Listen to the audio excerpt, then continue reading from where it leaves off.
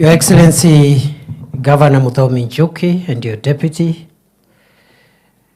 the honorable members of parliament, Senator for Tharaka Nithi and the members of the 3 constituencies present, the former governor of Tharaka Nithi, the first governor, the Honorable Gachagua, the former governor of Nairobi County, Anne Kananu, and an expert of Tharaka Nithi,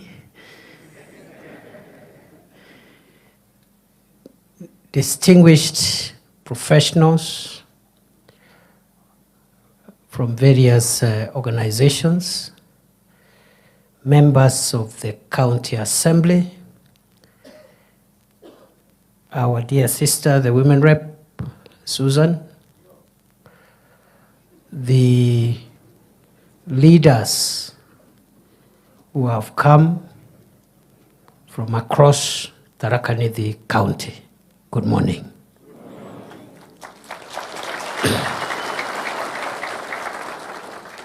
Nimewasalimia hamjambo. Wacha nichukue nafasi hii kuwakaribisha katika makao rasmi ya naibu wa rais wa Jamhuri ya Kenya. Karibuni.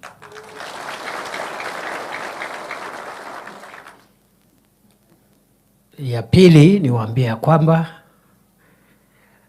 tumekuwa na vikao kama hivi na kaunti zingine kadhaa na tutaendelea na vikao kama hivi mpaka tujumuishe kaunti zote 47 za Jamhuri ya Kenya. Nafikiri Tharaka Nithi ni kama kaunti ya 4 sasa ambao tumefanya kikao kama hiki, na nitachukua muda kidogo kuwaeleza madhumuni ya mkutano ya leo. Mmekaribishwa. Leo ni siku ya Tharaka Nithi. Feel at home. This is your day and we are not in a hurry.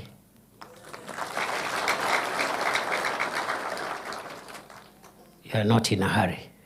Hatuna haraka. So msiwe na haraka ya kutoka hapa.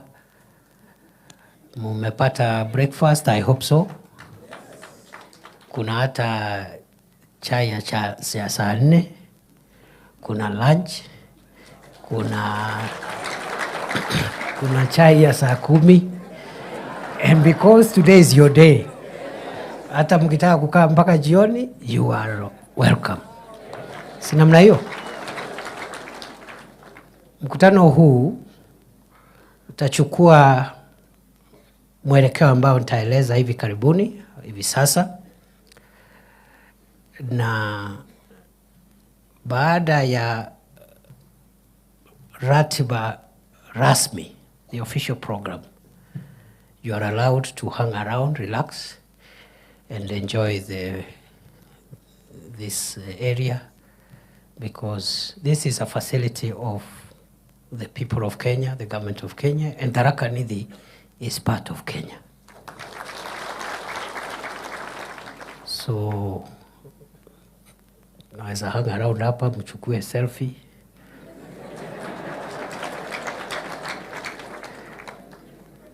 Hata wale ambao sio, naona wengine hapa ni watu ya my generation and some are older than me.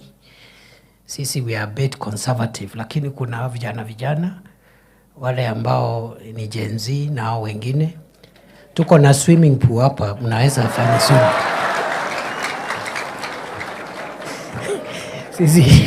Sisi my generation sio ya swimming pool. Sisi tunajua swimming pool ni ya vijana, so it's available here. You can use it. Nimeitana mkutano wa leo kwa sababu gani?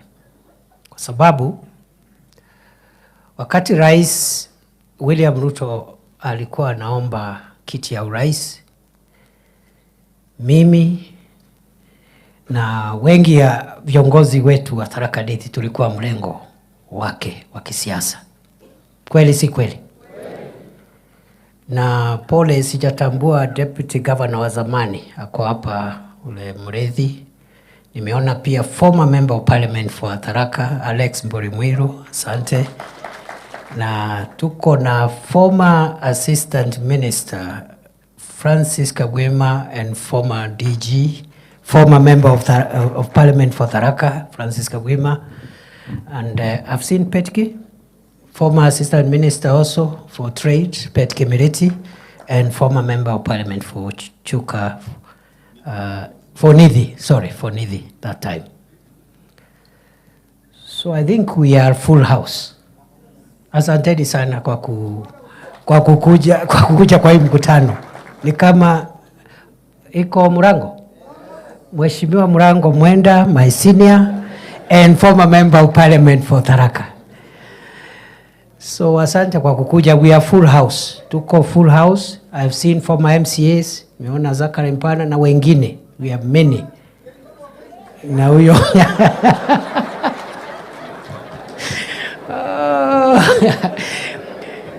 I think we are full house. Niko tuna apology ya maafisa wetu wawili wa serikali, wale colleagues tunafanya nao kwa national government. They should have been here, but kuna mahali nimewatuma kazi. PS wa Fisheries, Mining and Blue Economy, PS Betsy Njage, nimewatuma kule Nyanza, wameenda na waziri Joho kazi ya serikali.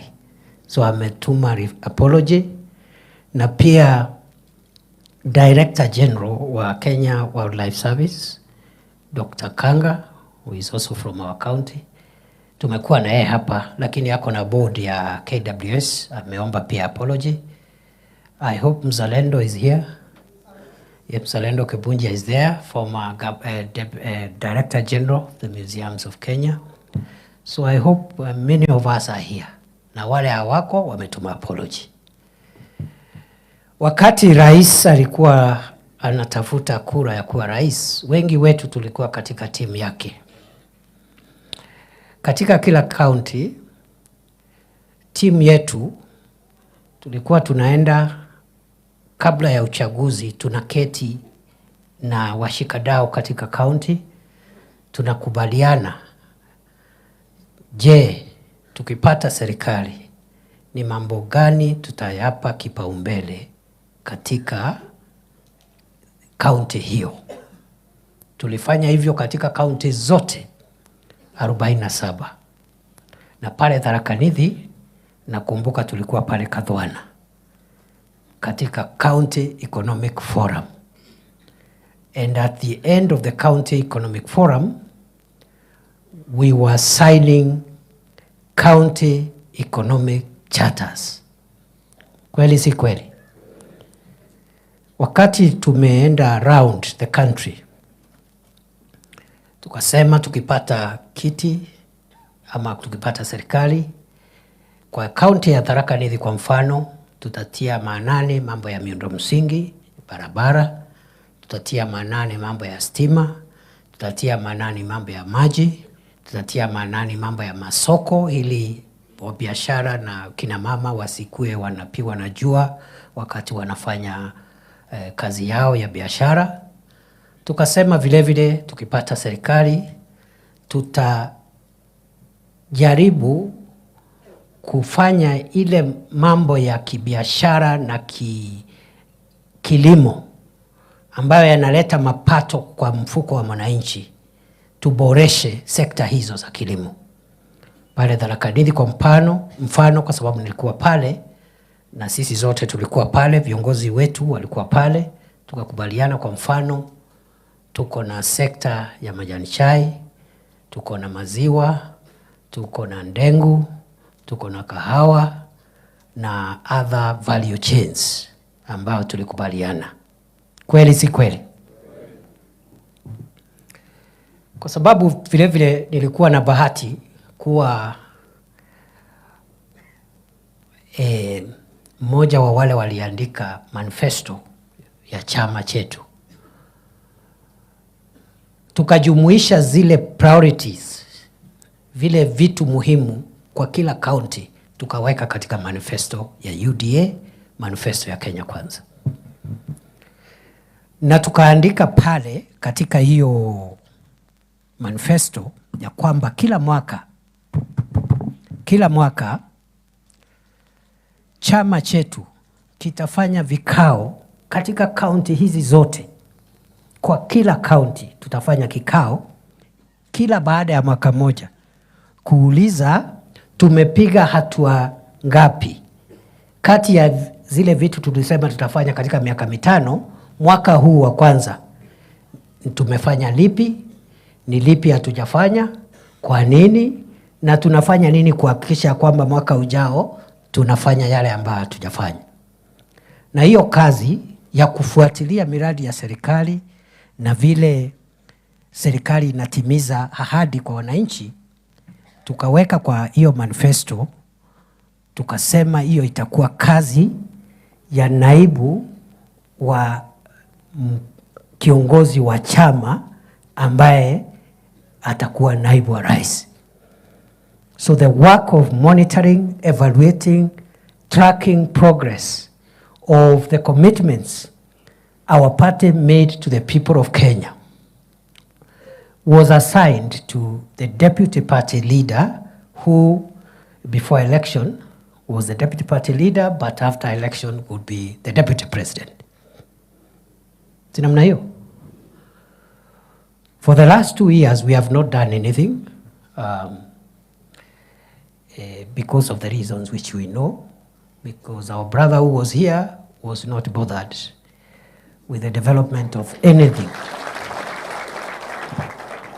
Our brother spent 2 years in this place and never called a single county to ask them, what did we commit to do? What have we done? And what are we not doing well? Not a single meeting for 2 years. He's no longer here, he left office, so we are the people now here. So we must do what we ought to have done. So hii mkutano sio ya kudiscuss former deputy president, ni mkutano ya kuambia why I have called you. I'm explaining why I have called you. Because hiyo kazi haikupata mtu wa kufanya. Na ndio umeona serikali imepata reputational problems in many parts of the country, because there is nobody to assist the president to track the development agenda of the country. So we have wasted 2 years, but it's okay. There is still time. So this meeting, therefore, is not a political meeting. Huu si mkutano ya siasa. Huu ni mkutano wa serikali na ni mkutano wa maendeleo. Niseme hivi kwa sababu tuko na viongozi wa siasa hapa, lakini you know they are the leaders we elected, isn't it? So we cannot have a meeting ya serikali, national government, with the people of Tharaka Nithi without the leaders of that county. Okay? But it's not a political meeting. In our presence also we have people aspiring to be leaders. Si ni kweli? Nimeona wengine hapa wanataka kuwa magavana. Kuna wengine wanataka kuwa women reps. Si wako area? Si aspirants wamekuja? Si wasimame tuone kama wako ama hawakuitwa. Kuna wa MP, naona MP aspirants, naona ndio hao MP aspirants, women rep aspirants, wako hapa. There are many, ndio hao. Lakini huu mkutano sio mkutano wa siasa, yani nani atakuwa governor, senator, mbunge, women rep ama MCA. Sawa? So MCA ako hapa as a leader, not as anything else. The aspirants are here as people who are mobilizing, you know, they have intention to vie in another election. So they are also legitimate stakeholders. There is no problem. We can discuss development and leave out the politics to the camps that will emerge automatically when politics set in. Kwa hivyo hiyo sio mkutano ya siasa. Okay? I have also not called this meeting to campaign for President Ruto because there is no election taking place. He is president, isn't it? But time will come when I'll come to campaign for William Ruto during the next election. Not now. Na hiyo sasa ikifika hiyo, ile group itakuwa kwa chama chetu, hiyo ndio group tutasonga naye. Hiyo kwa sababu sasa ni kutafuta kura ya urais. Na ujue kama rais achaguliwi, kuna deputy atachaguliwa hapo. So hiyo itakuwa siasa, but that will be at the tail end. We cannot mix those issues now with the development of our county. Rais mwenyewe umeona wakati wameshindana na mpinzani wake, ule mzee wetu, former prime minister. Very bitter election. But after that, sasa rais ndio anampigia campaign aende Addis Ababa akuwe chairman wa African Union. The biggest campaigner. And that shows you must be careful. Maybe my brothers who are still running for office at our county and other levels. Be careful. Don't behave as if the next election is the beginning and the end of your life. Don't make your relationship with other people so bad that after that you cannot talk. And I'm glad to see some of our former leaders here. Because if they had broken relationships with the rest of us, they would not be here. Sinamna hiyo? Wapigiwe makofi former leaders wote. Yeah. I've also seen our professionals here. I've seen my senior brother, Professor Kithure, a very distinguished son of Kenya. He's from our county. Are there other professors here? Professor Randu Joseph, who for many years was the departmental head at the University of Nairobi. I think is transport or something. He was doing something in geography. You know, these are our biggest assets. So if we politicize these meetings, they will keep away. Because their business is not in deciding who is the MCA, who is whatever, but they have a lot of ideas they can give us to help us benefit as Tharaka Nithi County, as the rest of Kenya benefits from this administration which we voted for. So that is the beauty. This meeting, therefore, is not a political meeting. So if you have come with your supporters, because wambie, today is not the day. Na mukifanya hiyo mambo hapa, tutajiharibia. Na wewe utajiharibia. But tomorrow, when you're doing your campaign, uko nyumbani, you're free to compete. So that's why I call this meeting. I call this meeting because we made very serious commitments. We need to track where we are.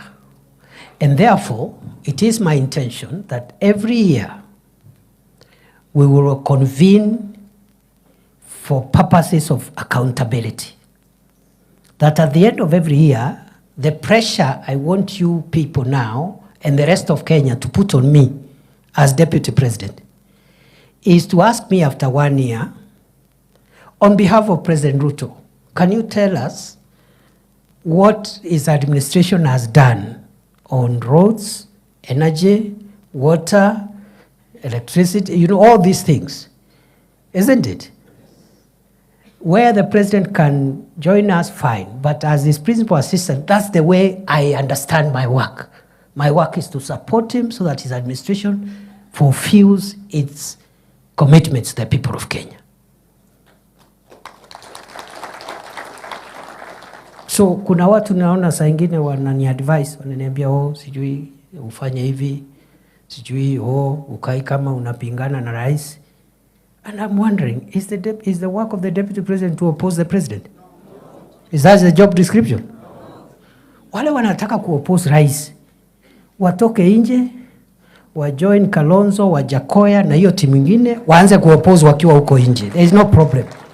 But you cannot be a deputy president and sabotaging the same government, or a minister flying a flag and then you are sabotaging the same administration, not possible. So tafuta na hao wengine, hiyo group ingine, mutupige mkiwa nje, we are ready for you. Na tutawajibu sana saa hii, tutakutana huko mbele. Because all these characters, hakuna mtu hajakuwa kiongozi. Si Kalonzo Musyoka alikuwa vice president? Si ni kama mimi? Yeye alikuwa 5 years under Kibaki. So akifika pale Tharaka Nithi, the people will ask him, when you were vice president, can you give us one project hapa ile ulitusukumia? Because that is the question I expect to be asked by the people of Kithure when President Ruto and myself go to look for votes in Kithure. Yeah, so that's my understanding of my job. I have to support the president. I have to fight for him. I have to assist him and supplement him because he can't be everywhere. Na hii kazi kama hii routine work like this, that is the work of the principal assistant of the president, so that we retain the work of the president to be general vision carrying, the carrying of the national vision and performing high-level presidential events. For example, some of the things we want to unlock in our county. When the roads are unlocked and they are complete, now he comes as president to commission complete projects. Lakini saa hii kwa sababu zimekwama, ni kazi yangu kukwamua. Si namna hiyo? Nitafute mawaziri, nitafute ma-PS, nitafute everybody. Ikikwamuliwa ijengwe, rais anakuja. But it can't be the president coming there to try and unlock projects. Yet he has a cabinet, he has a deputy. That is my understanding of my responsibility. Wale wengine wananiambia sijui pinga rais kama fulani, I think they are addressing the wrong person. Yeah. Maybe they are talking to somebody else. Sio mimi. So, we intend to be very focused and very deliberate. And we mean business. And I want to assure you, the people of Tharaka Nithi, as I've assured other parts of the country, you will get maximum benefits from this administration. Otherwise, what business do I have to hang around if we will not get maximum benefits? So we'll do our best.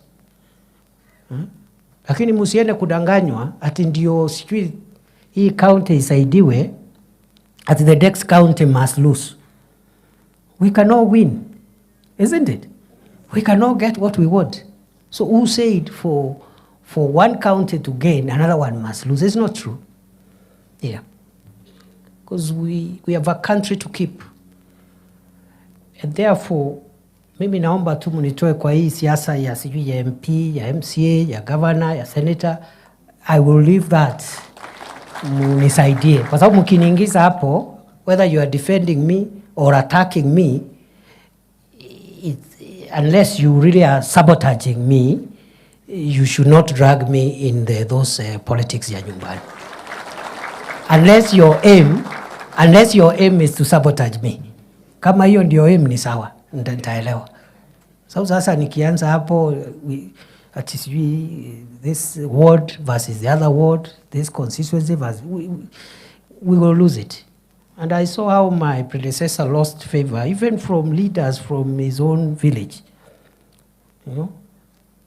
Even your own MP, akutaki. I cannot wait for that to happen. If kina Kareke here and kina Njuki, kina Murugara think I am doing nothing, what business do I have to go to Nyanza and other places? Sini wachane nayo.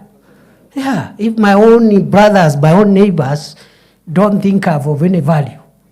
So musiningise kwa hiyo mambo ya nyumbani. Pia niseme ya kwamba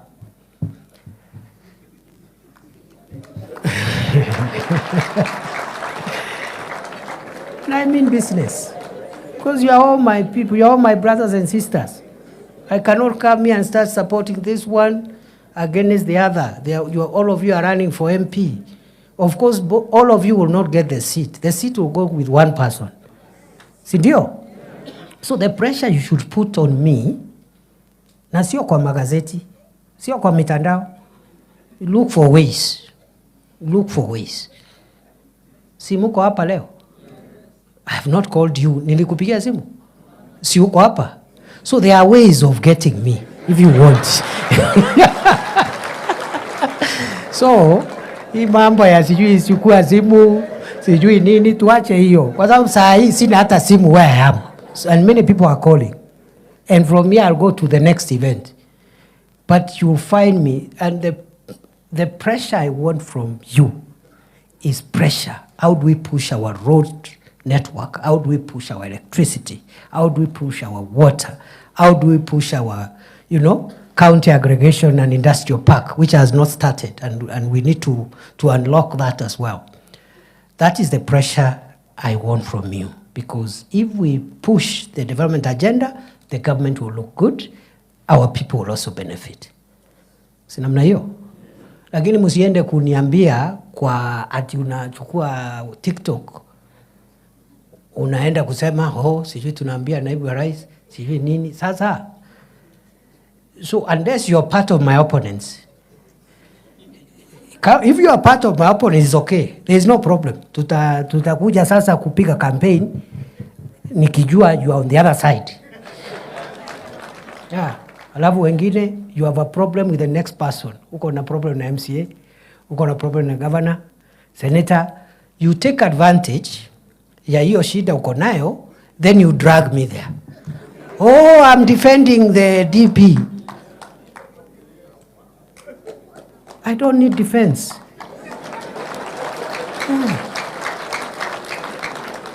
I don't need defense. If the people of Tharaka think I had no value to their equation of development, I have no business to come there ati mimi ndio hapo Chuka, Marimanti, Chogoria, ati kubembeleza watu. Please, let me look for defense huko mbali. Nyumbani we will find a way. Sindio? So you take advantage because you are fighting with the next person. Anza kusema mimi na defend naibu wa rais.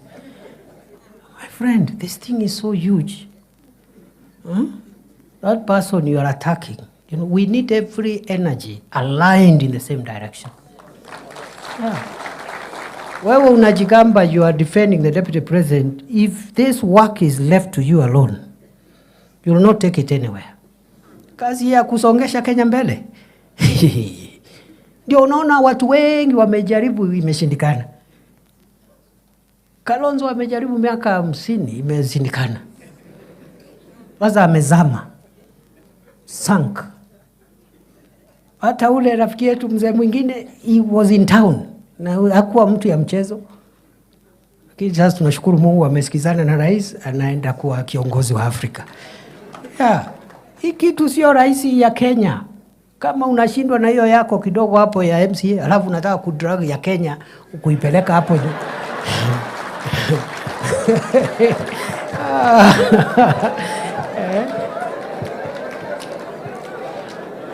So sikiza. Sikiza.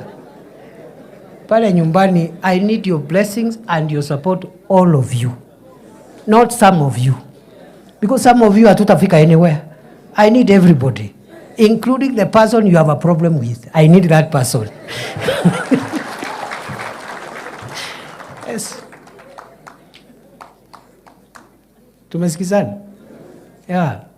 So this is home talk, in family talk, don't worry. Let me go back to the default system, which is the national discussion we are having. So we have an agenda.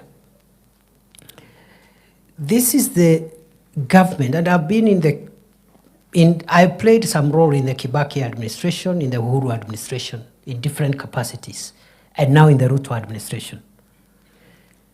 As far as I'm aware, the first government to do a manifesto was the Kibaki government. But it was never followed up for implementation. Tulichaguliwa, Kibaki akachaguliwa, wale walichaguliwa, there was no implementation. Luckily, Kibaki had a very strong focus on the priorities he had committed to the people. So he succeeded, but there was no monitoring and evaluation, and there was no tracking of progress. And when Kibaki was asking to be re-elected in 2007, nobody asked him, have you delivered what you told us? It was just simple politics. ya Kibaki versus Raila. And 41 against 1. Very dangerous politics. Uhuru came with a manifesto. But we never followed the implementation of that manifesto. And when Uhuru was asking for re-election in 2017, nobody asked him what he had done with the first term. In fact, he came with a new manifesto for the second term. Ile aliita Big Four. Si ni kweli? Yeah. But this time round, this government is going to add value to our governance in two respects. One, we are tracking the 168 commitments that we made to the people of Kenya in 10 sectors, 10 areas, one by one, to see how far and how many of them we can implement before the next election. Ndio hiyo manifesto isiwe ni karatasi. And I'm going to demonstrate to you just now how we are doing that. Number two, I suspect the next election, more than any other election, this government will be asked, you promised us this, tell us what you've done. Si ni kweli? Yeah. So Kenya is maturing. That is good democracy, because if a president does not get re-elected because they have not performed, that is a very good democratic culture. But you cannot remove a president because of stupid politics ya ukabila, sijui ya nini, mambo ya bure hapo, you know. So, good people, mimi nataka niwaambie, we will do our best. The last 2 years, President Ruto has struggled with very difficult issues, just like President Kibaki when he took over from President Moi. President Kibaki's first term was terrible. It was difficult. He himself was unwell. And some characters around him were the ones running government and making decisions, making very unpopular pronouncements. But Kibaki was very committed. In 2 years, President Kibaki became the most hated and the most unpopular person in Kenya. In 2005, 2 years after his election, the first time, 3 years, he brought a referendum. He was defeated in that referendum. You remember Banana Orange? He was defeated. He dissolved the entire cabinet. He was left with the old man, is a Moody Award or something. Yeah. So what is happening around here is something that has happened before. And why President Kibaki and President Ruto? Ask yourself why. It is because any transformative leader who has an idea of what to do about key sectors that define a country's transformation, many times the decisions that leader has to make to transform the country are usually unpopular. They are not popular. Populist leaders make popular decisions. Okay? I'll give you an example. This universal health care that we are focused on implementing is not the invention of Kenya Kwanza. Professor Kithure and the others, the scholars, will tell you, President Kibaki intended to bring universal health coverage when Charity Ngilo was minister. Aka-introduce the topic, siasa kama hii ikakuja, Kibaki retreated. Ikakufa. President Uhuru had universal health care in his manifesto. I'm part of the team that wrote that manifesto, the first term. Akaona it's very unpopular because you have to increase the levies that you're charging people and so forth. Akaikalia first term. He thought he can introduce it in second term when he's going home because he will not be looking for re-election. So in 2018, aka announced the big 4 agenda. One of them was universal health coverage. Cecily Kariuki was the minister for health. Siasa ikakuja, Uhuru backtracked. I remember Uhuru asking us, sisi tuko na insurance? Kama watu wamekataa health insurance, sisi tuko na insurance? Alafu akauliza deputy yake that time, I just overheard, nilikuwa area tu, nilikuwa hapo, sikuwa karibu. Nikasikia akauliza deputy yake, "Hey William, si mimi na wewe tuko na nyumba? Hii housing program," kwa sababu housing ilikuwa kwa big 4 ya Uhuru pia, isn't it? Si wewe uko na nyumba na mimi niko na nyumba. Hii manyumba ni ya nini, tuwache? Wakawacha.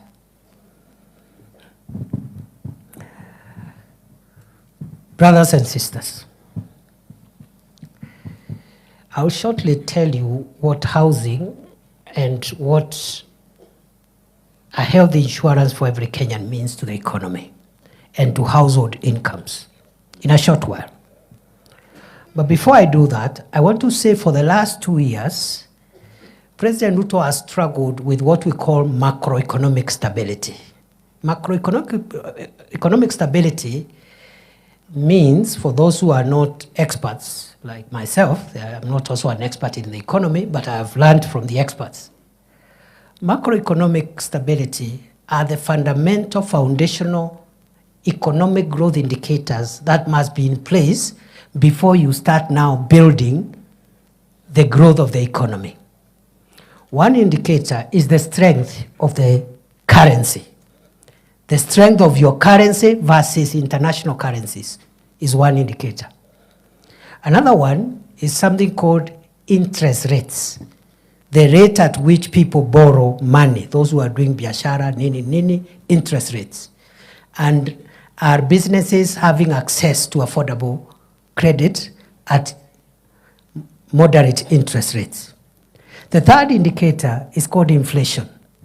How fast do the price of goods keep on rising?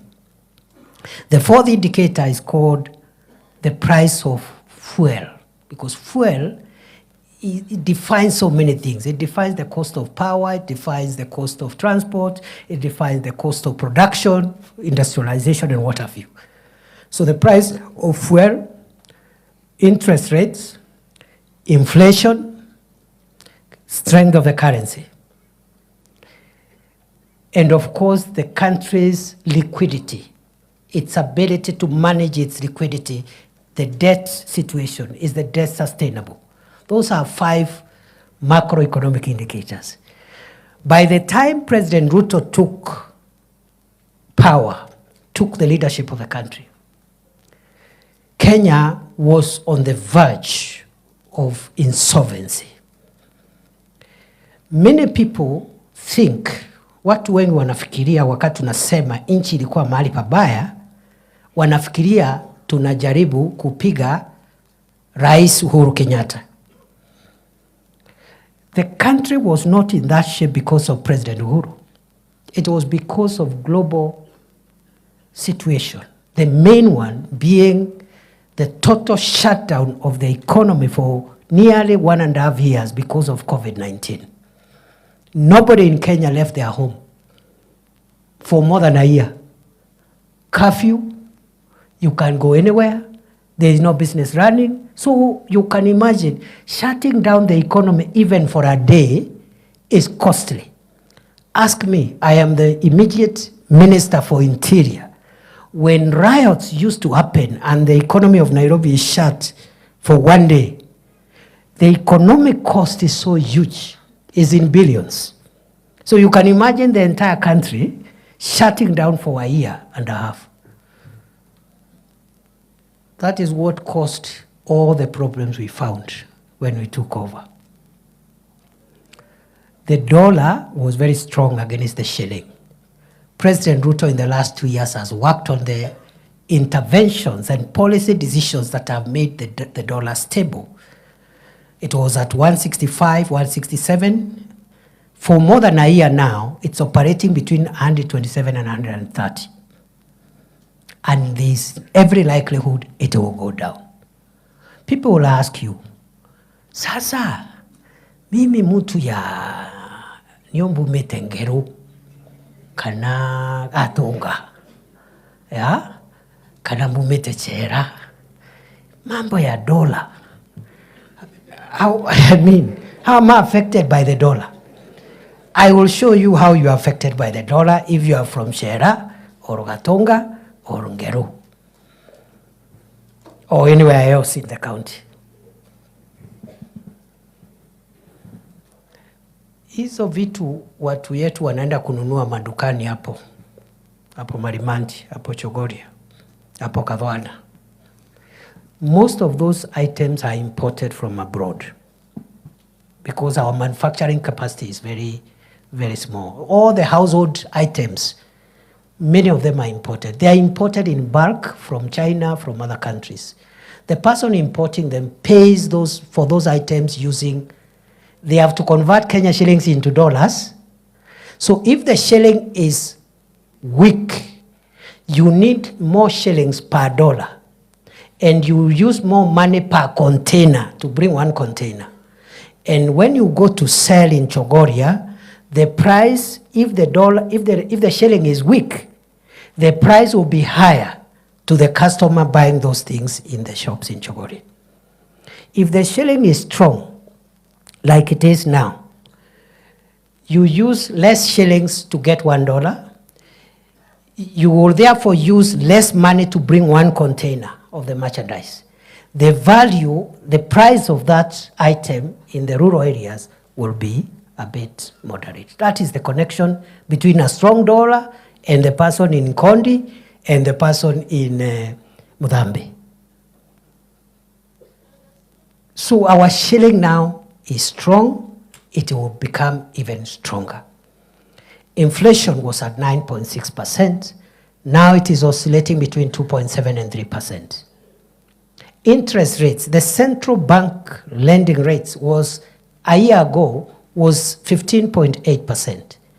Today, it is 11.25%. It is going to drop the next time central bank meets in the monthly policy review meeting. Meaning, again, people will ask, what is the connection between interest rates and an ordinary person doing some juakali business in Chuka town, okay, in Chakariga, or even in Magutuni? Interest rates. This is it. That when interest rates are high, as they have been, banks don't lend businesses any money. They lend government because government is broke. The interest is very high, so they buy what we call government paper. They give government money to run the country. So businesses don't tax. If you try getting a loan, if you have a small business, Apple, the interest rate is so high to discourage you because there is already a market of 16, 17%, 15%, they can give credit to government. If the government rate, the central bank rating rate, now which is low, banks will be forced to give affordable credit to as many businesses as possible, including small businesses in our rural places. That is what happened in the Kibaki time. That's why many businesses grew in Kibaki time, because banks were literally hawking loans. Bank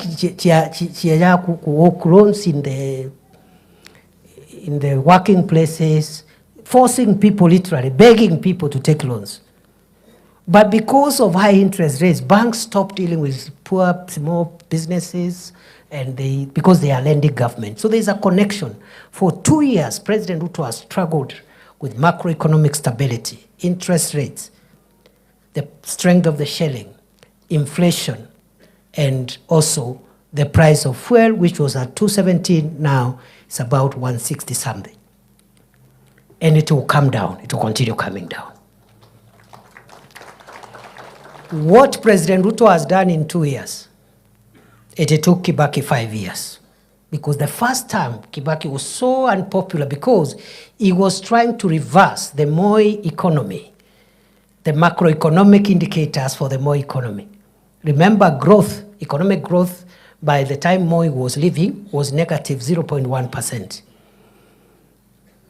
By the time 2007, end of first term of Kibaki, growth was 7.1%. But you see, people don't eat growth. They don't, so they were asking, yeah, Kibaki, you're telling us GDP and growth and interest rate, but we can't see anything. The same questions the people of Kenya are asking today. But the macroeconomic environment must be built first. There is no economics. You cannot deal with the microeconomic issues unless you tackle interest rates, strength of the currency, da-da-da-da-da. It took Kibaki 5 years. It has taken William Ruto 2 years. And in these 2 years, 1 year, he had a very, very, very disruptive opposition from outside. The second year, he had a terrible opposition from inside his government.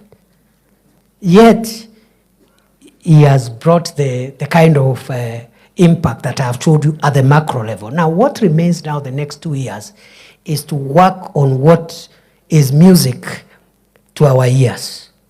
Household incomes, job creation, microeconomic transformation of real sectors where our people derive their livelihood from. The Pesa Mfukoni agenda. The problem is that we said we will do ABCD and bring Pesa Mfukoni in 5 years, because that is the constitutional term. But on day one, you have a dishonest internal opposition inciting the public why a 5-year program should have been done in a year. And we are talking about a country recovering and a world recovering from a terrible post-COVID economy. It's not possible. And you know that lie has sold, because lying is cheap and lying is popular. And lying doesn't require any sophistication. You don't have to be a leader to lie. Anybody can incite the public. True or false?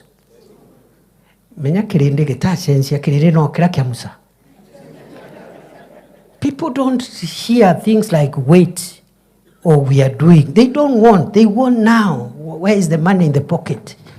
So what some cheap leaders do, first they take advantage of the way human beings are wired to complain. You know, human beings are wired to complain, and we always want instant. That's how we are created. Hata watoto wanasema nataka mkate saa hii. Mtoto anasema I want bread now. Ukimwambia I have to send the house help to the kiosk, anasema now, mommy, now. I'm hungry now. So that's how human beings are wired. That's why the Israelites gave Moses a hard time in the desert. Because they are being told there is a land of milk and honey, but they can't see it. They can only see the desert. They are seeing the environment around them there. So what incomplete leaders do, they take advantage of those sentiments and they start now spinning, you see. Nothing is happening. There is nothing. Muliahidiwa, which is okay for somebody outside government. But we cannot do it ourselves. This team is the one that created this government. True or false? Tharaka Nithi vote for this government was one of the highest in Kenya, percentage-wise. Isn't it? So this is our government. This is our government, my friend. The people who never voted for this government are very few. Alafu, because of these challenges I've explained, mtu anakuja anawambia pana tutoke kwa hii serikali, tuachane nayo, mwaka imeisha, mwaka mbili imeisha. But 5 years are not all over. Yeah? 5 years are not over. Even building a house, you have to dig downwards first before you start building upwards, isn't it? Ukitaka kuweka nyumba ya makaratasi, you don't need to dig down. You just put papers on top. But when the wind comes, it will just be blown off. So, leaders who are incomplete, they take advantage of those sentiments to incite the public. And the public loves incitement. It's the easiest job. Anybody can incite the public, even the most, sitaki kusema kitu hapo, lakini anybody can incite the public. Hey, chochea, chochea. That is how Barabbas secured his release on the day Jesus Christ was put on the cross. The Bible says his main job was causing insurrection and inciting the public against the authorities.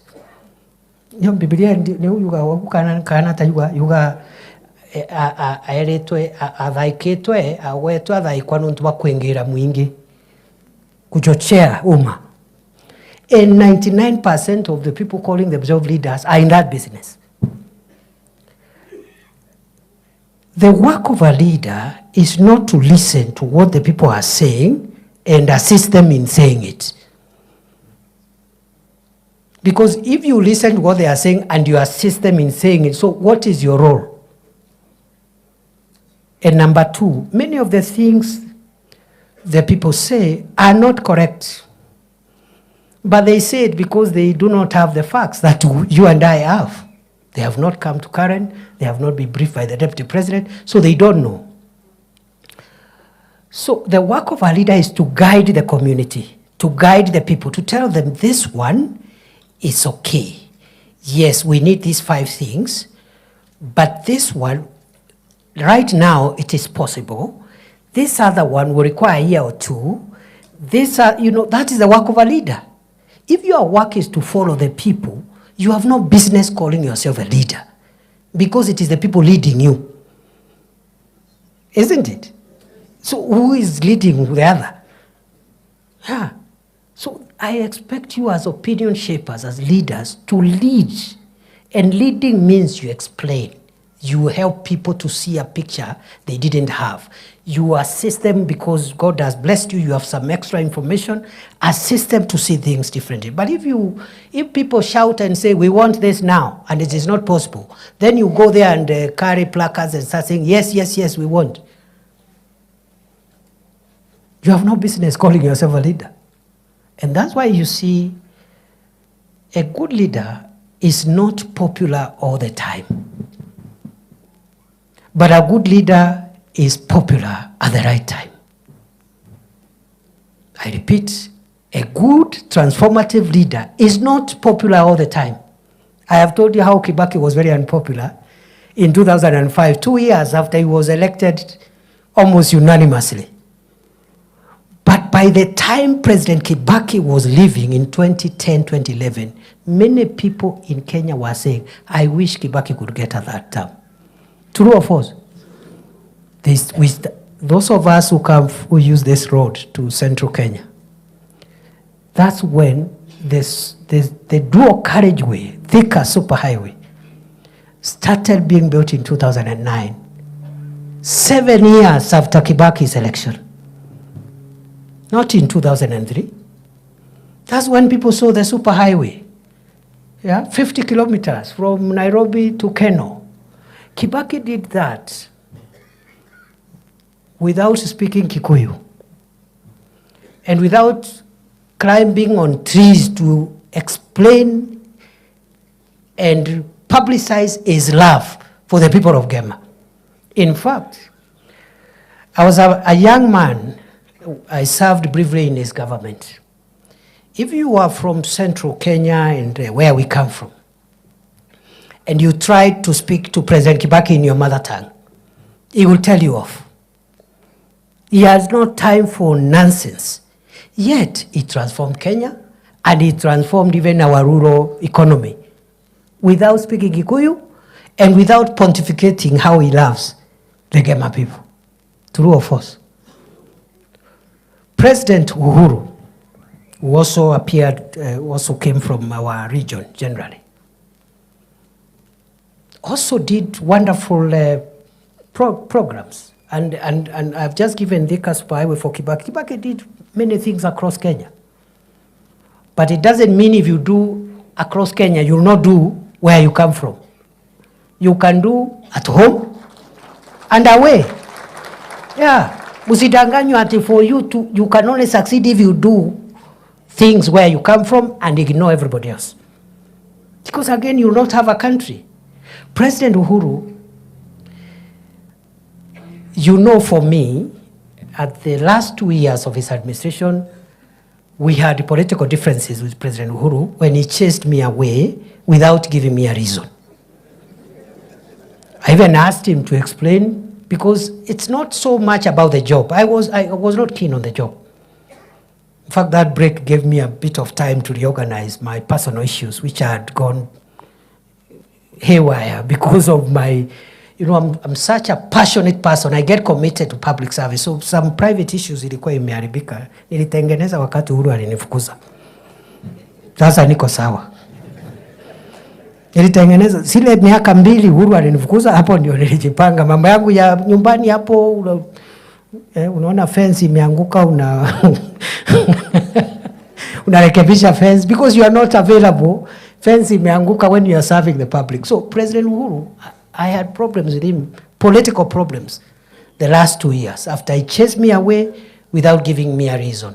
So I told President Uhuru, it is okay, I am going to leave because I see you have made a decision. But please, tell the people of Tharaka and their mayor people and the people of Kenya, tell them, what is this big sin that this son of Tharaka has done? Ndio wajue, nimeiba? Am I corrupt? Have I insubordinated? What have I done? So, hakunijibu, tukakosana kidogo. But to his credit, President Uhuru is the one who started the Dongokundu bypass in Mombasa, which we've just completed. We found it at the tail end as Kenya Kwanza. President Uhuru, for us locally now, okay, because you need examples away and local. For us, the highway Kibaki left in Keno, he took it to Marwa. Isn't it? Isn't it? Sio ni kusonga. Hata sisi, hata kama iendi the way we wanted, iende, but still our journey is shorter today. Mpaka pale Makutano. True or false? Without speaking Kikuyu, without preaching to us every day how he loves Gema. Yeah? So I'm wondering, these other people who say they love us, they have never convened one single county, including the county they come from, to discuss development in your county. Hii upendo ni upendo ya kupeleka wapi? Munisaidie tu kuelewa. Me, I don't understand. What kind of love? And must you speak about it? Just do it. Just do. There's love. Just do it. We will see it. So today, I have called you to tell you that this administration, having laid the foundation, the economic foundation, that would have even taken longer. Okay? Kwa sababu kama bei ya unga 2 kilos ni 250 na inaongezeka by 10 shillings every week, you have to put money in subsidizing production to have enough maize so that if you have enough maize, you don't import anything, the price of maize flour will come down. That is what President Ruto was doing for the last 2 years. That is what has made unga to come from 250 to 120, around there, 110. Wearing sufurias on the head could not have changed. And the people wearing sufurias on the head, they had their time. Some were vice president. Everybody. Even some of the people I saw the other day, I don't know, saying things, they were also in government. They were ministers of water, ministers, I don't know what. So, mimi nilikuwa interior minister Makambili. Nilisukumana na 3 things. And I didn't know I would leave after 2 years. In fact, I thought best case scenario, I'll be there for 5 years. I thought so. Sikujua nitakaa 2 years. But there was a problem in the north, ile banditry.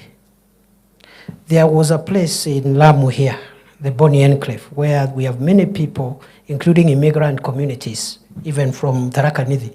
They are doing agriculture in Lamu there. Terrorists were butchering them every day. So there was terror, there was banditry, na mambo ya passport. And today, now that I'm no longer in interior, if somebody asks me what I did as interior minister, I may not have done 10 things, but I'll quote the 3 things that I achieved. Isn't it?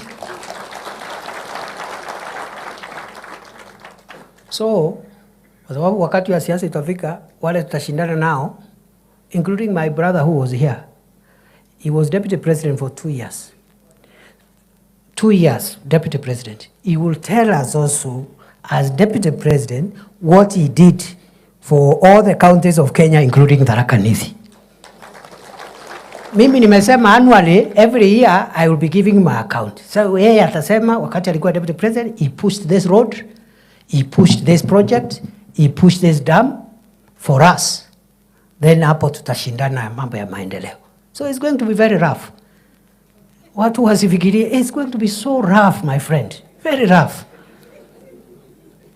It's not going to be easy. You cannot come to inside people at barriers. Mtu amefiwa na loved one, unakuleta vijana hapo kupiga kelele. Sijui kwa wedding. Ama musician ametengeneza event, it's not even your event.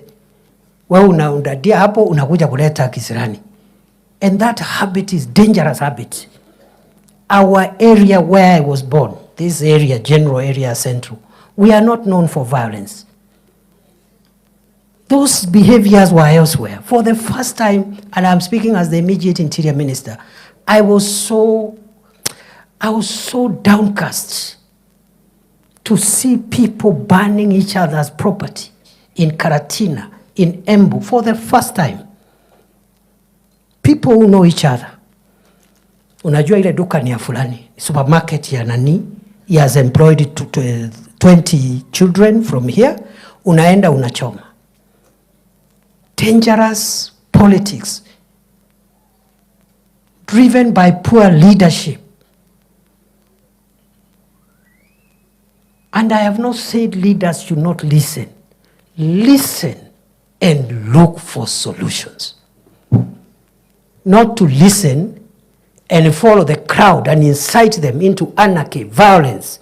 Today, Kisumu, Kondele used to be the most volatile political town and area in Kenya, where people were burning each other's property and you disrupt transport. Today, the headquarters is in Embu. Hapo Embu kuna kijana amekaa hapo, ati ni mjanja sana, ni maarufu sana, hapo anasanya vijana hapo ya kufunga barabara. Your own parents are passing by there going to hospital. We kiongozi aina gani? You can say the same things you want to say, but don't disrupt the economy. Don't shut down the economy. Don't inconvenience innocent people who have nothing to do with politics. So it's not going to be easy. Nimeona kuna watu wanajipiga kifua, sijui vile watasema, sijui vile watafanya. They have no landing ground. It will be so rough. It will be rough. Ala, sasa niulize. Ile siasa nilikuwa nafanya hili kidogo, nilikuwa senator ile. Sikuwa na chochote. Sikuwa na kiti ya serikali. Sikuwa kwa executive. I had to go and beg other people. Oh, nisaidie barabara. Oh, nisaidie. Now I don't have to beg. Yeah. Alafu naniambia we go and start opposing President Ruto hapa. There is only one person who can countermand me in Kenya. Only one. The whole country, by the grace of God, na maombi yenu. Only one person. One. From the executive, judiciary, legislature, 2 levels of government, everywhere. The whole country, God, by His grace and your prayers, only one person can overturn my decision. Sio ni baraka? So we should make use of it to assist our county, to assist Kenya. Yeah. So, wale wanategea ati, yani, Na sasa governor, my brother, bro, and these other brothers and sisters hapa, tukue serious bro.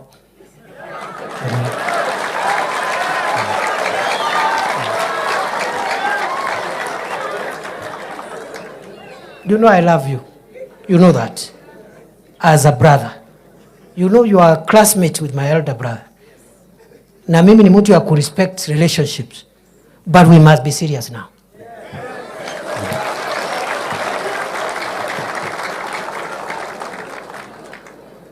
I met with my sister Cess, the governor of Embu, who is also my sister and somebody I love and somebody we've walked a long journey together, politically.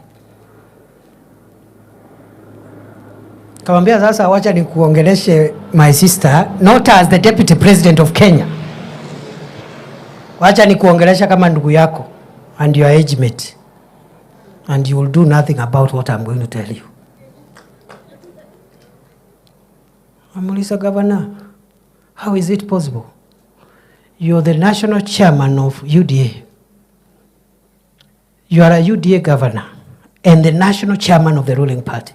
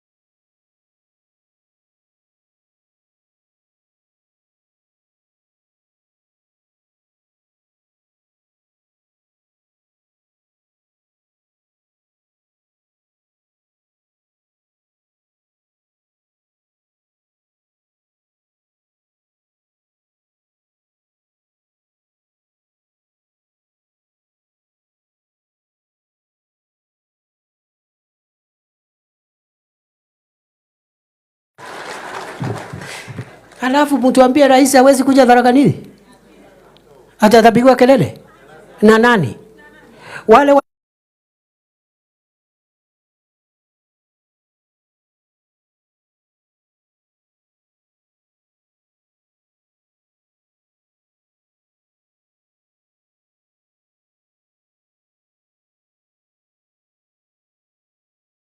mezama? Ya, tusidanganyane. Ya.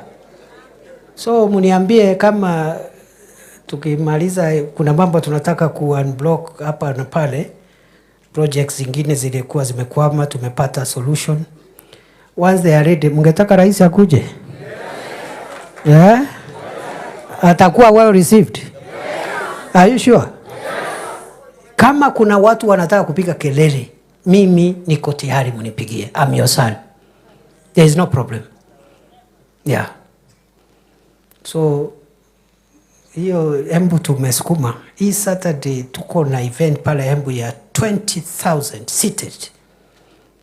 Wakuketi hapo. Hii ni 1,000 na kitu. Hii ni 1,500 hapo. 20 seated. Ya maendeleo sio ya siasa. So watu wanaongea juu hapa, mtu amejawa na kiburi mingi. ati sijui mimi. Tumeona watu wengi, my friend. We even disagreed with President Uhuru Kenyatta when he was the commander-in-chief, when it became necessary. Because kuna wakora walienda wakamteka nyara hapo, akalose something hapo. Lakini siku hizi tumekuwa marafiki. Nilikuta kulikuwa na mitego mingi ya kuseparate William Ruto na Uhuru Kenyatta, nikategua. Sasa, because we cannot afford to have our retired president talking with complaints out there. It is wrong for a country. And he is the only living former head of state we have. If the nation was in a crisis bigger than itself, we will require somebody with enough stature to be able even to speak to President Ruto and call the nation to order. Mzee Moi rested, Mzee Kibaki rested. That other person can only be a retired president, and that is Uhuru Kenyatta. He's the only one. The rest of us, we cannot, President Ruto is our boss. But as a retired head of state, he has the moral authority, if there are some things, to have a discussion with the sitting head of state, and they will agree on how to salvage the nation. So, sasa ni mabesti, tuko hivyo, tunaendelea kusonga namna hii. Alafu watu wengine wadogo hapa wanatutisha. It's because we don't talk. Wanatutisha, sijui tutafanya. Ufanye wapi? Pitie wapi, my friend? Utapitia wapi? Where now? Siku ile niwacha. Sitaki kurudi kuongea mambo ya pale. Na wali ya karonguru karijagira nkanga mathoni nonto bakwaga inya.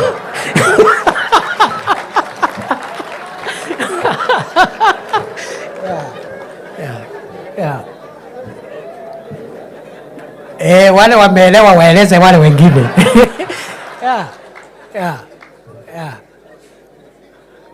Karonguru karijagira nkanga mathoni nonto bakwaga inya.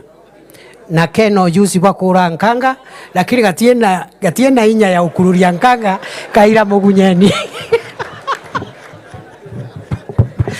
Aya. So nikimalizia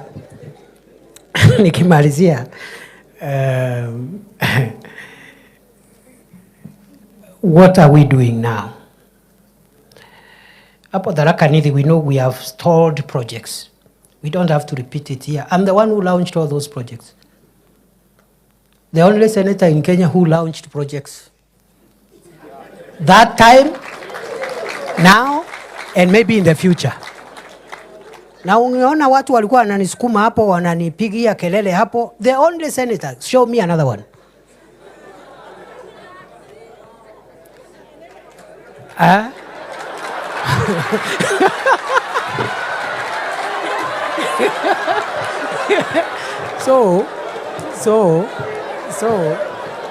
So skiza.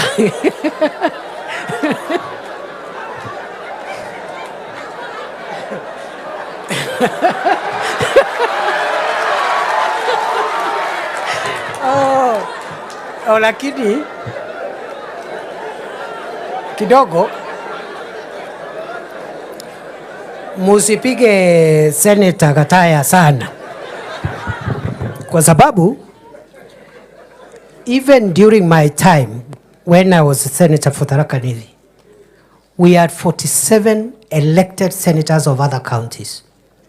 Siembu tulikuwa na Ndwiga, Meru tulikuwa na Kiraitu Murungi. Show me one project initiated by any of them as senators anywhere. After I left Senate, because I served for 2 terms, even now, one senator, including our own senator, hakuna. Even the Senate that will come, most likely there will be none. Nilikuwa na jaribu maujuzi hivi. Lakini sasa Mungu ametusaidia, sasa tuko sawa. Sisi ndio sasa tuko pale.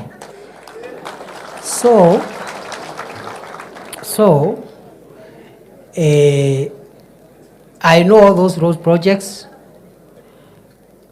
We are going to revive and complete all of them.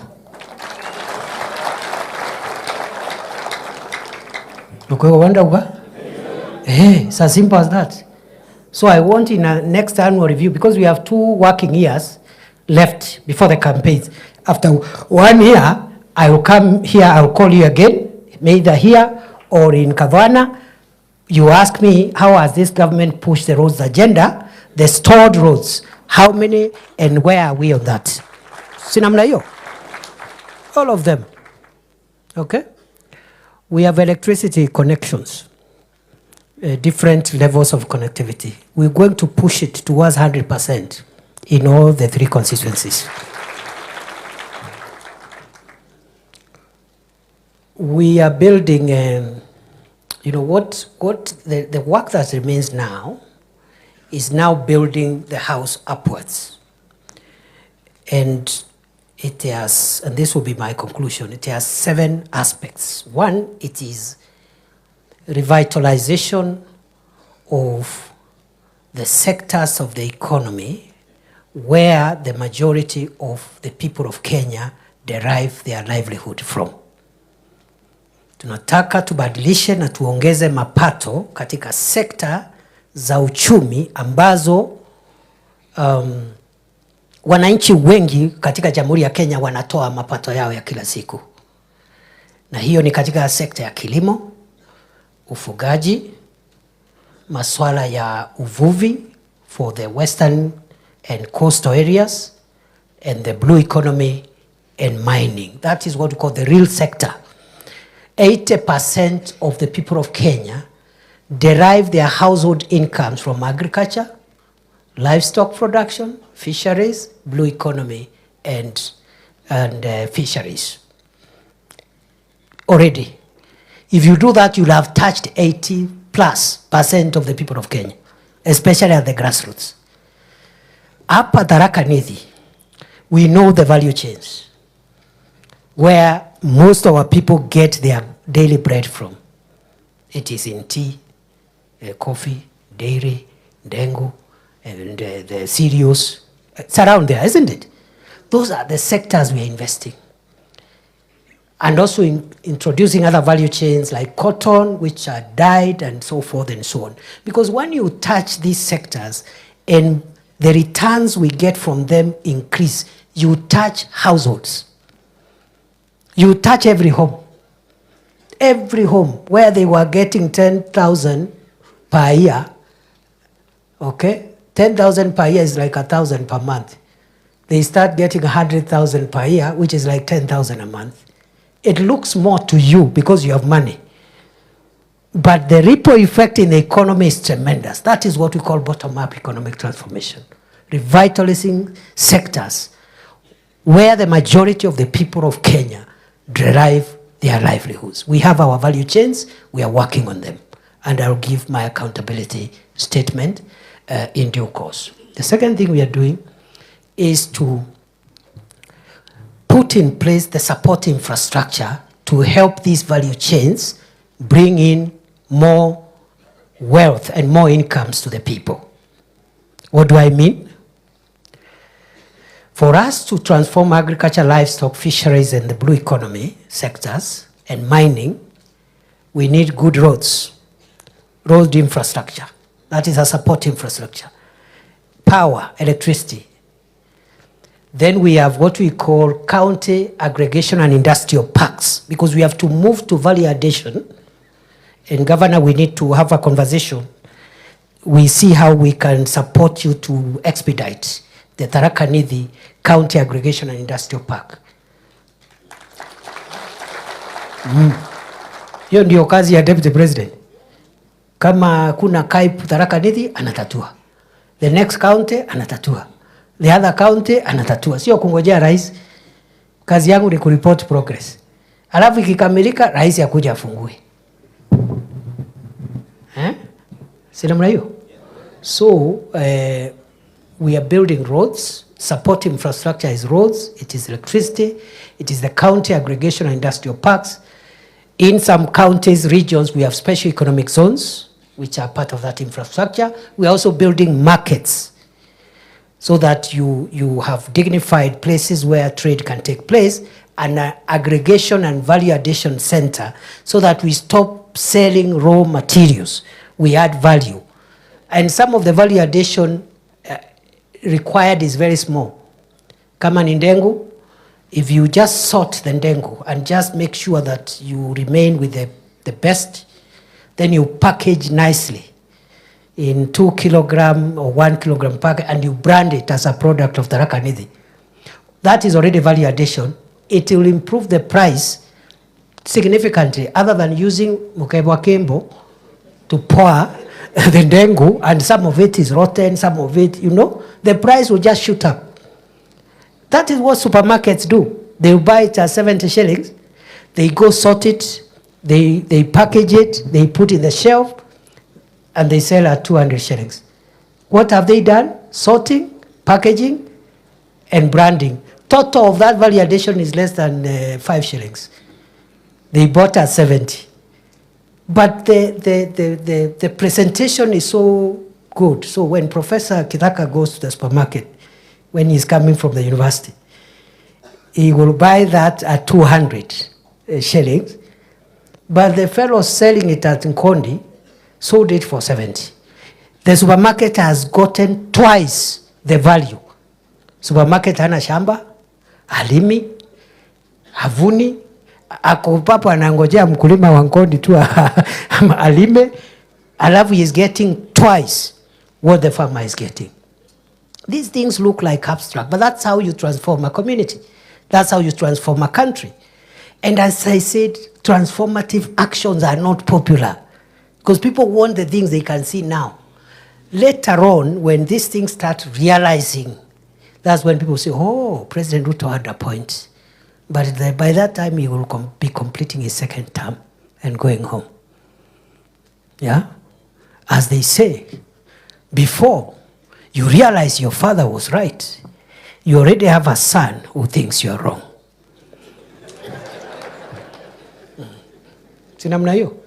And for the ladies, before you realize your mother was right, you already have a daughter who thinks you're wrong.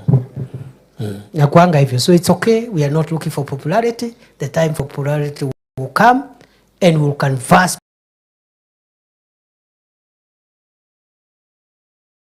popularity politics at the right time. The third thing we are doing is investing in the housing program. People don't understand the housing program. The housing program sorts out many things. One, it increases the Human Development Index of Kenya. One of the reasons why some countries are top among the rich countries of the world is the quality of dwellings, houses that their people live in. Singapore, for example, is the most developed country in the world. It is 99% of the citizens of Singapore are home owners. Almost everybody. And when the president, the visionary leader of that country started that program about 40 years ago, he was almost impeached. Exactly what we are doing 40 years later is what Singapore did 40 years ago. He was almost impeached. Oh, we have houses. Tuko na nyumba. Cheap thinking. You don't understand economics. Kila mtu ako na nyumba. So, even introduce compulsory savings. Mandatory by law in Singapore. You must save. It is your money. Kama hii NSSF tumeongeza. NSSF is money for the retiree. But we force you to save so that you have enough package to go home, so that you don't retire and die the following day, because after 40 years, you have accumulated so little. So the housing program is helping us in the Human Development Index. Kenya's growth and development will rise. The housing project is helping us absorb some youths who are idle for the next 2, 3, 4 years. Don't ask us what they will do after that. By that time, we'll have another program. So between staying idle in the markets and heckling leaders and being busy in a construction site for the next 2, 3 years, which one is better? And better keep them busy. They earn every day. So by the time they finish that project or that program, we'll have made other interventions for them. And the people who are opposing the housing project have jobs and they have houses. It is also helping us to resuscitate the construction sector, cement, steel, sand, all those things that go into construction. That industry, the construction industry, will be revived because of that involvement. Number 4, we are, because macroeconomic stability, then you have revitalization of critical sectors where we get our livelihood from. Then there's the housing program. And then number 4, it is jobs. It's jobs. And I don't have time to say what we are doing right now and going forward on job creation, but we must reduce the number of our jobless youths. We have no option. We are doing it through temporary jobs in some of the programs, like the affordable housing program, and also in the climate works program, which we are now going to roll out. We have Nairobi now engaged 20,000 youths. We will double it to 40,000 youths. We want every county to be a center for climate works, similar to what used to be called Kazi Mutahi, at least to keep our young people busy for the time being as we work on the long-term interventions. But we are also encouraging our young people who are young and educated, who cannot get the jobs we are providing. If they get jobs abroad, let them go and work, invest at home, save. When they want to come back after 5, 10 years, they can always come back. There are people saying we are doing labor export. We are not exporting Kenyans. We are just doing what is known as labor mobility.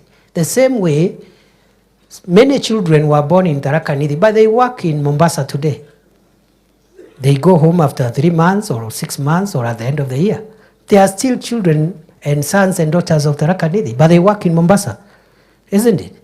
What is the difference if the person is working in Dubai?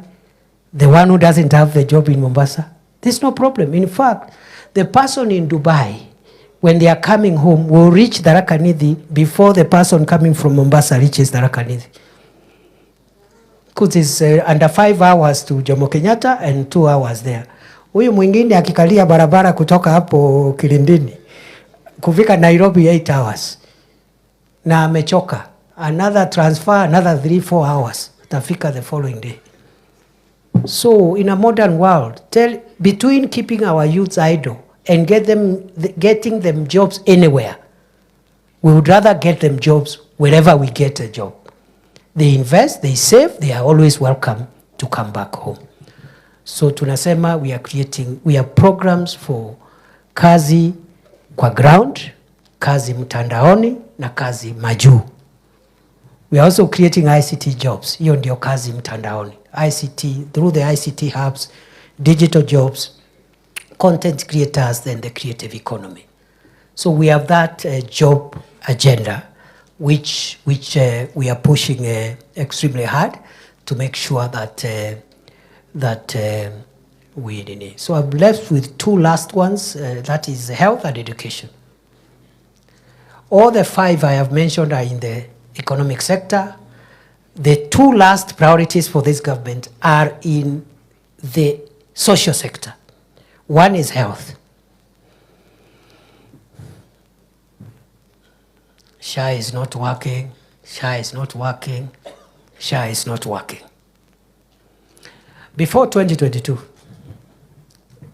the National Hospital Insurance Fund, NHIF, covered only 9 million Kenyans, adults and children, including the secondary school children, 9 million, through EduAfya. To be eligible to join NHIF, you must either have a payslip or some other ability to pay the subscription. True or false? NHIF, either uko na payslip ama uko na uwezo wa kulipa ile subscription. Today, after just rolling it out for 3 months, and we are going to continue for the next 3 years, we have 18.5 million Kenyans with a medical insurance. From 9 to 18. We will push it to 40, 45, 50 million. That is what we call universal health coverage. Why? Because it is not only the employed people and the people who can pay who fall sick. See, everybody gets sick. Si kila mtu anakuwa mgonjwa. Why have an NHIF that caters for somebody with a payslip and somebody with ability to pay? Taifa Care, SHA, universal health coverage, is to make sure every citizen have a medical insurance to take care of their medical needs when they fell ill, because everybody falls ill. That is the aim. Many countries have struggled with universal health care. It's very problematic. In America, Obama brought it in 2016. The Supreme Court dismantled parts of it. It's very political. But it is very transformative for every Kenyan to have an insurance. Why? Because, as I have said, everybody falls sick. Kila mtu anakuwa mgonjwa. Number two,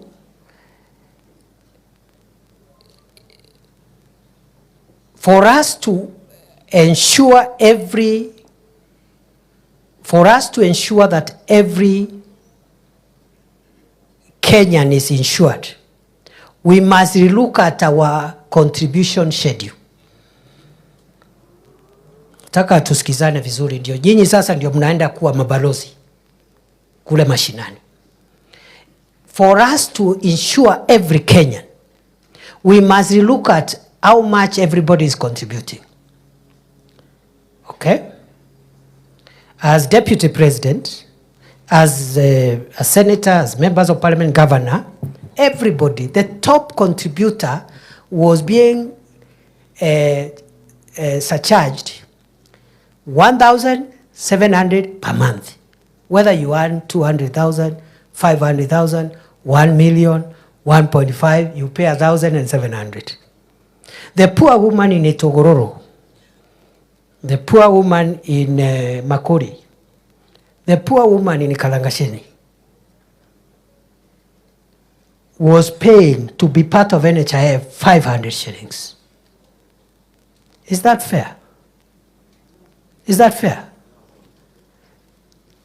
Rais anatoa 1,700, wabunge 1,700, mama mboga with nothing 500.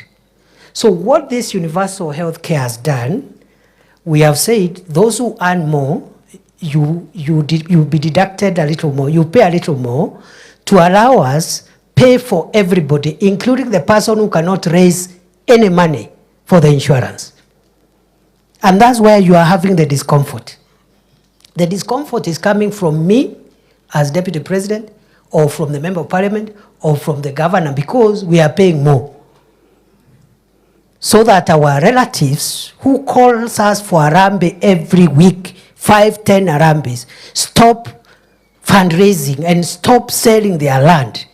We are paying a little more. It's a bit uncomfortable, so that all our relatives, our neighbors, can each have an insurance fund scheme.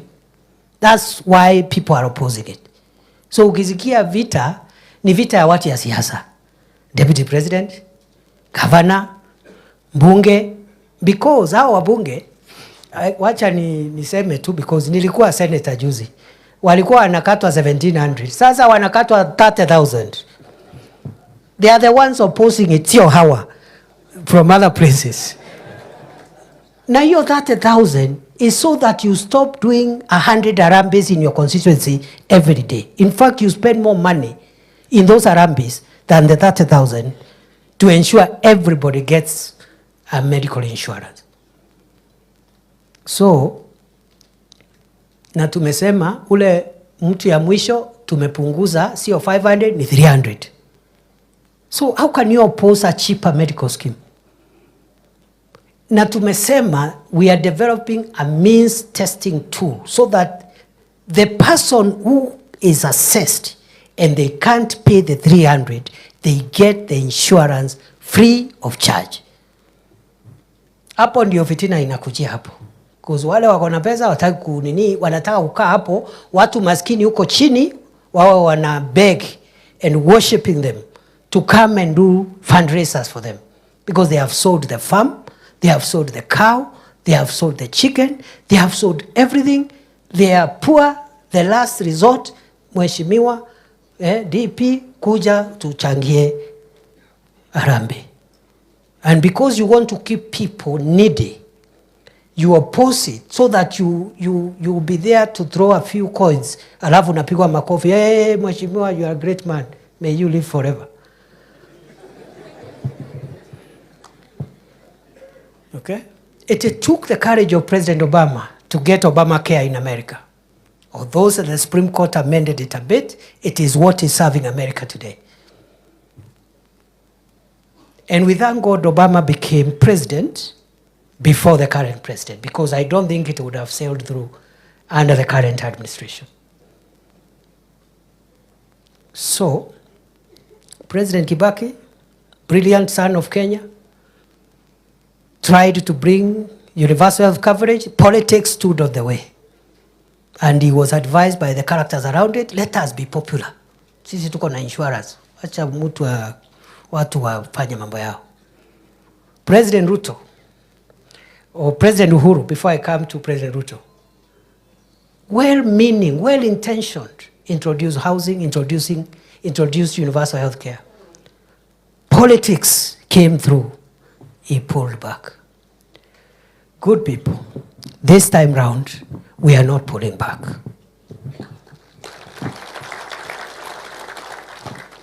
By the grace of God, by the time we go to the next general election, we are hoping 40,000 people of the Republic of Kenya will have a medical cover. As we go towards universality. Million, sorry, please correct that. I hope watu ya magazeti hawataenda ku. You guys sometimes concentrate on the small things. 35 million to 40 million. It doesn't matter how costly it is. Please. It doesn't matter. Even if we don't win the election, President Ruto doesn't win the election, it's okay. There's no problem. You'll have served as president anyway. Isn't it a blessing even to serve even for 5 years, even for 1 year, even for 1 day? How many Kenyans are there? Every Kenyan is qualified to be president. If you are lucky to be in the seats we occupy, including UMPs, including myself, including you, governor, don't consider yourself like a superhuman. It's the grace of God. Yeah. So usitutishe ati rais a one-term president. And pia watu wengine wanatutisha huko jana. Ati our job is to make sure William Ruto is a one-term president. That is your objective. Hiyo tu. Just that. And you will have achieved a lot. President Ruto is lucky to be among the 5 Kenyans who have occupied the seat of President of Kenya. Some, 24 years. Others, 10 years. If he gets 5, so be it. If he gets how many days, so be it. There are many qualified people. The same for me. I told you when I became Minister for Interior, niliangalia siasa nikasema, at least the first time labda nitaserve hapa. Maybe if we win a re-election, maybe the president will take me in another ministry, I don't know. But I thought perhaps I will stay for 5 years. I stayed for 2. So I had to work every day as if that is the last day in office. Yeah. Mimi nimekuwa naibu wa rais. Today is the 89th day in office. I am working as if this is it. Hakuna siku ingine ni tu. That's how I'm working, because you don't know. We live and work by the grace of God. There was somebody in this office. Today he's not here. Now he's giving us ultimatum from funerals. How he will make William Ruto a one-term president. As if that is an achievement. William Ruto's objective is not to serve for 2 terms. It is to use the time that God will give him in office to bring transformative programs in 1, 2, 3 areas and then leave so that other people can come and take Kenya forward. As his principal assistant, that is my objective too, to support him. So msikuja kututisha na one time, my friend. Mimi kwanza nimekuwa DP 89 days ni mingi. Yeah, nikitoka nitakuwa nimekuwa deputy president. Listi kisomo hata mimi nitakuwa hapo. Unatishwa na mambo kidogo hapa, sijui 2027 who will be the running mate, mambo ya upuzi. Useless. Na greed, that's what greed does to leaders. Yeah. Ile nyama inakujonga ni ile iko kwa sahani. Yeah. You get something and the next thing you're there scheming, I don't know doing what, harassing everybody. My friend, nani alikuambia hata tutakuwa ile? You don't know, so please. So sisi tuko focus. Na kama unatutisha na one time, tafuta another threat. Even one time is okay. Yeah, it's no problem. But the issue is, after that one term, what will he say? If William Ruto will say, at the end of my first term, I have moved the people insured with a health card from 9 million to 40 million, he will be a successful Kenyan. Sindio? Yeah, so sisi tuko hapo.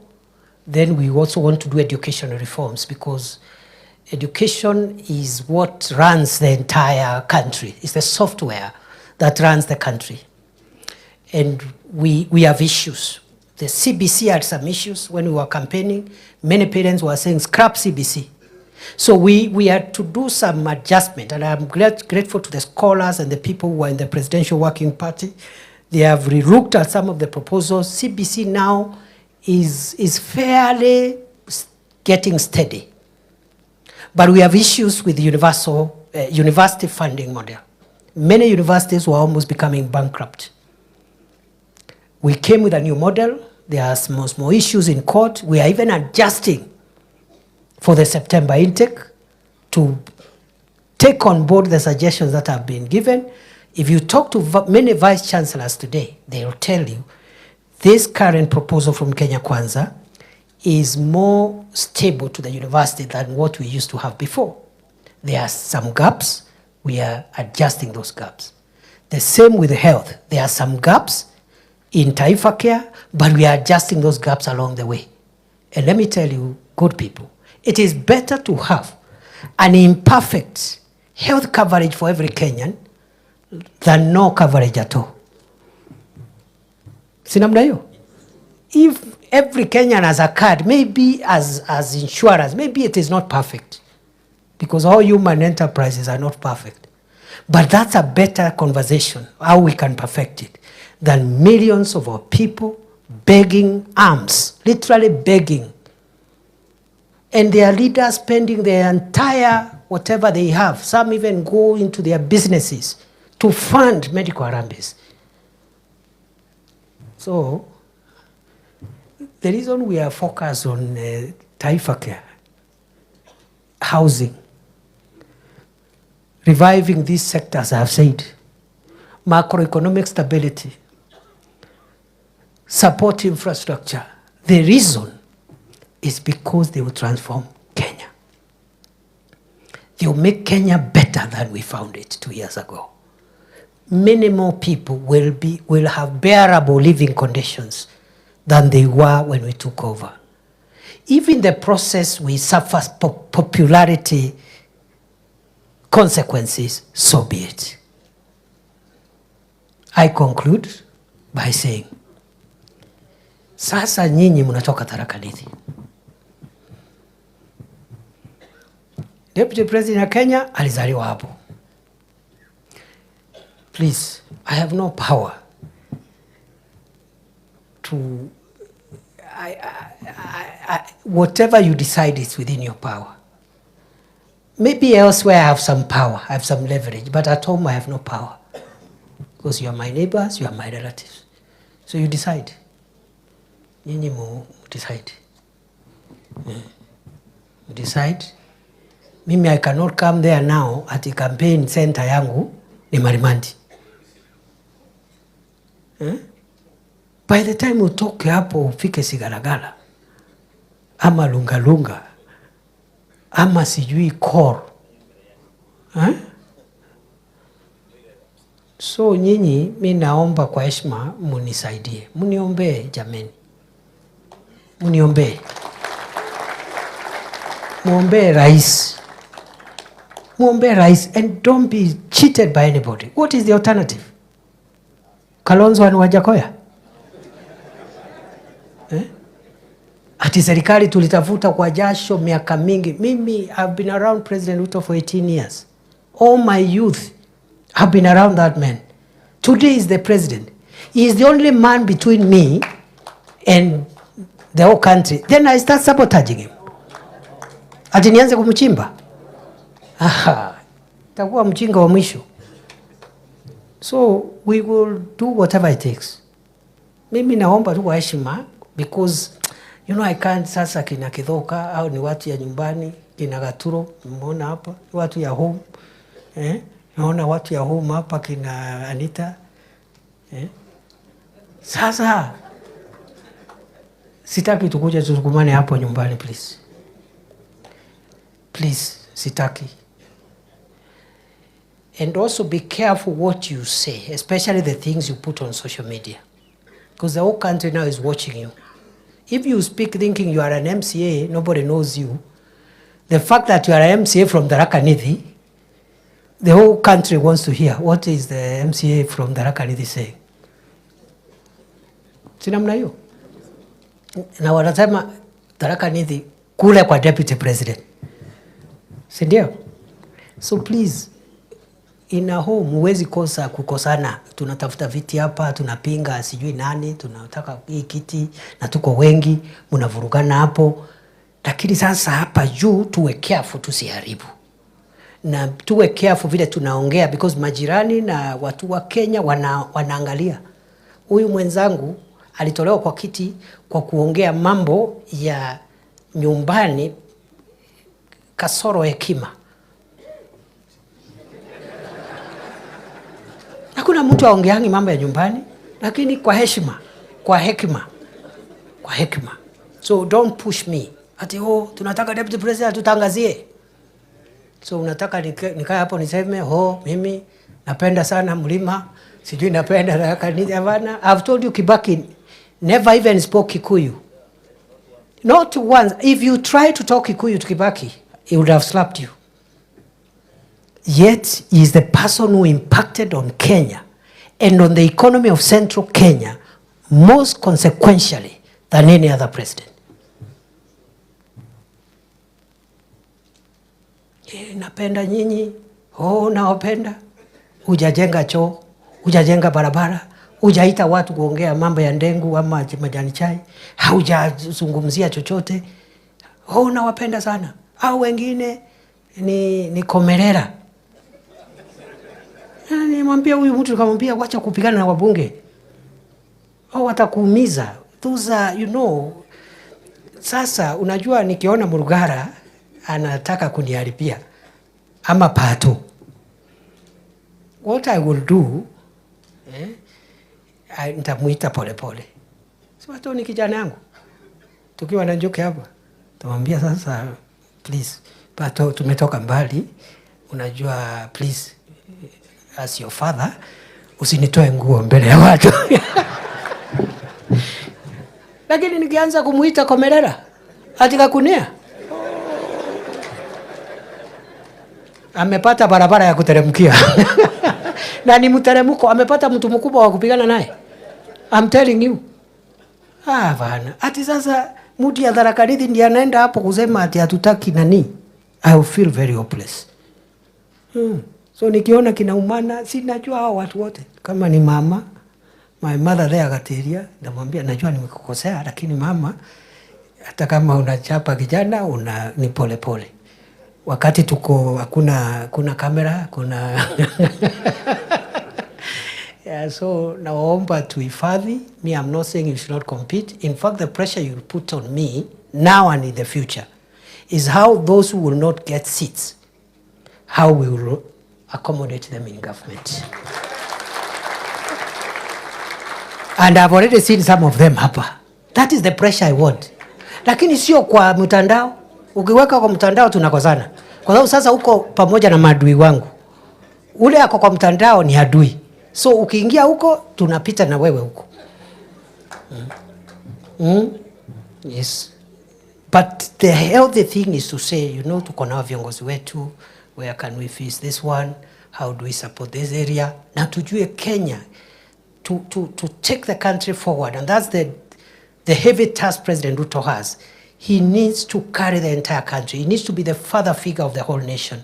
Every part of Kenya needs to feel him and have benefits from his administration. So nataka nikomee hapo na washukuru sana. Mimi leo ni siku ya Tharaka Nithi. We are going to proceed as follows. We are going to take a short break. But we will take the short break for 10 minutes. We take a cup of tea. And then for 20 minutes, we look for space. We have enough space here, kwa hii compound. We go into constituency groups. Si tuko na constituency tatu. But I want to persuade you, we create a fourth constituency. And that is the constituency of women, children, affairs, PWDs. I know we have our women rep who normally their mandate is around that agenda, and it can be lost if it is lumped with the general development issues. Because these are sectors that require affirmative action and special measures, even under the Constitution. So between the women rep, I am told now you are vying for a different seat, but you are still the women rep. Ama umewacha? Okay, bado uko pale. Plus those who are, it's okay mweshi. Plus those who are looking for the seat. Aspirants wote wako hapa. Sio ni agenda yao, ndio tawachia vile whoever carries the vote will be our women rep. So that cluster ikuwe separate, iongee hiyo maneno for 30 minutes. So 10 minutes for tea, 30 minutes for constituency groups, 4 of them.